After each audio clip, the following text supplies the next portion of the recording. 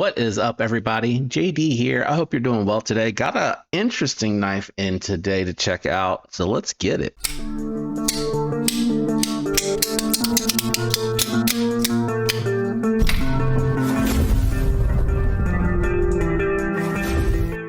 All right, guys, so this one here, from everything that I can tell on Tuch's website, is going to be a custom. I'm not 100% sure. They don't offer a ton of details, but it is very interesting to read the story. It is a father-son company. They talk about who their mentors were for the dad, and then the dad has said that the son for the last 10 years has been honing his skills as a knife maker. Based off of price and everything that I'm reading, I feel like this is a custom that is being made in a small shop by a father-son duo. So I do want to put that backstory in there. This is giving me very small office carry vibes, very gent carry vibes on this particular one. This is called the Klick, by the way. I think I forgot to mention that. You have titanium scales that are contoured. It's very interesting here. The show side looks like it has a steel liner. You can possibly see that running along here. And then it looks like the frame lock side just has the steel lock bar insert. So very interesting approach here. And it does add a touch of thickness onto the knife. Full length titanium backspacer with titanium pocket clip. Pocket clip works well, and as I mentioned, the contoured scales are on there and very comfortable. For me, it is a 3-finger knife. I hang off the back, but the way that they kind of kicked it out and contoured it, and the thickness that the steel liner that's on the show side on here offers, makes it very thick, so it's very comfortable in hand, and it does have a short, fairly thin stocked blade that's still robust enough to actually handle some of the heavy tasks that you would throw in front of it. Definitely feels like there's bearings in the pivot, very smooth. I can't take this one apart to look at it, but what I like about this one, if you notice here, is that you don't see the pivot based off of the way that it looks like this one's being built. So far as I can tell, it looks like you have these 2 bolts here that you would remove, and then it would expose both your pivot, and trying to see where that second barrel is probably back here as far as I can tell. I see a stop pin. Yeah, stop pin up there. So I'm thinking the barrel's probably here and here, based off of the fact that I can see that. It might even be a third one here. So this is a pretty thick backspacer, which explains why you have such a small pokey blade here on the drop point. Magnet Cut is your steel. Took it down to the garage and did a little bit of cutting with it. It has been in a pass around. This is a review sample, so it didn't have the greatest edge. And then when I finished, I stropped it up, and it was fine. But as far as how it moved through the material, when I went through the dense material, it was really good. And then it does have an acute enough tip to do some trace cutting, but if the material got too thick, I think it may need like a good amount of power behind it. But it is small enough to work really well with that pinch grip for sure. Access to the lock bar, it's very well chamfered. You just got to come back really far, and then you can get it disengaged. The blade drops almost immediately. It is a little loose in the pivot, so let's see if it is a T8, if I can tighten it up. So it looks like it's a T6. Give me a second. So let me grab my T6 and see if we can tighten the pivot up a little bit. Yeah, it was really loose, guys. Really loose.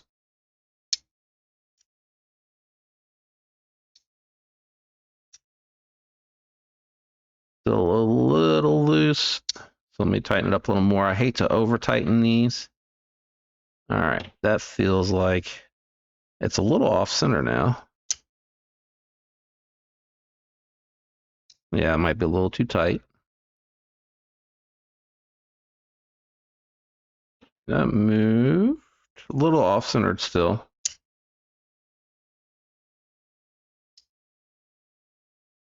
It's a little bit better. No play. Let me see if it'll back out anymore without coming too loose. All right, trying to do micro adjustments. It looks like it's almost centered again. No play. Very smooth. nearly centered. Let me clean this up. All right, since I just wanted to go ahead, since I just did the adjustment, I decided we'd go ahead and do some size comparisons. Here it is against the Kentucky Hollowjack, which is a little bit bigger than, and then you can see a little bit smaller than my Artisan Home. I am curious to see what this is going to weigh in at with the full steel liner on it. So let me grab the scale and take a look at it. All right, got the scale out. Let's cut it on and see what the Klick is coming in at. So coming in at 3 ounces, I'm just curious. Kentucky Hollowjack coming in at 2.7 ounces. So very comparable to the Kentucky Hollowjack, which is a full steel modern traditional slip joint. This one here being virtually all titanium except for that steel liner. Let me go ahead and get the scale out of here and we'll go ahead and wrap it up. All right, time for final thoughts and impressions, guys. I do grade on a scale of 1 to 10, 1 being the lowest, 10 being the highest. Now, I don't do a ton of customs on here, and this is a high dollar knife, which again leads me to believe that this is being handmade here in the US with the father-son duo. And actually, hold on, I don't know that it said that they are in the US. Let's see if they have information under contact us. Yeah, Portland, Oregon. Okay. So I will link all of that information for you guys to check out on your own. Again, this is the Klick. I'm going to go back. I think this is over 400 for this one. So not for the faint of heart. Yeah, over 400 for this one. And again, father-son duo made here in the US. Definitely a lot different than what you see for most US knives. This feels very date night office carry, very gent carry to me. Very unoffensive, small, discreet little carry that you would keep in your pocket. Lots of little details here. Etching here of the father-son duo in here. Very small print on the blade itself. I can't really read what that one says, so I will do my best to zoom in. I know one side or the other says Magna Cut on it, so I want to say, yeah, that side I can read. That side says Magna Cut, so I don't know what this says over here.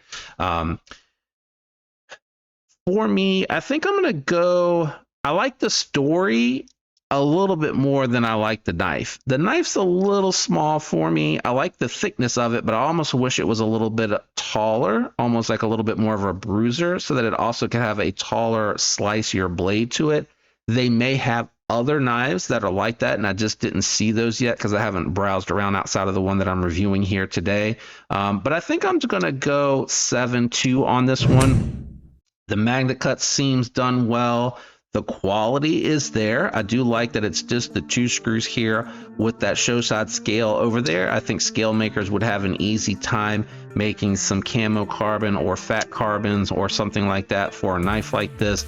But it is, again, not for the faint of heart as far as the price point is on there. Good fit and finish. And again, it did cut well. And I think it does have a spot as far as where the niche is on where this could be fitting in a rotation for some folks. But let me know what you think about the Klick down in the comments below. I'd love to see what you guys think. If you enjoyed the video, a like would be appreciated. If you're going to be doing any shopping, affiliate links are down in the description for you. Totally up to you if you want to use them. Special shout out and thanks to my channel members. I'm out of here, guys. I hope all of you have a fantastic week. I'll catch you on the next one. Peace.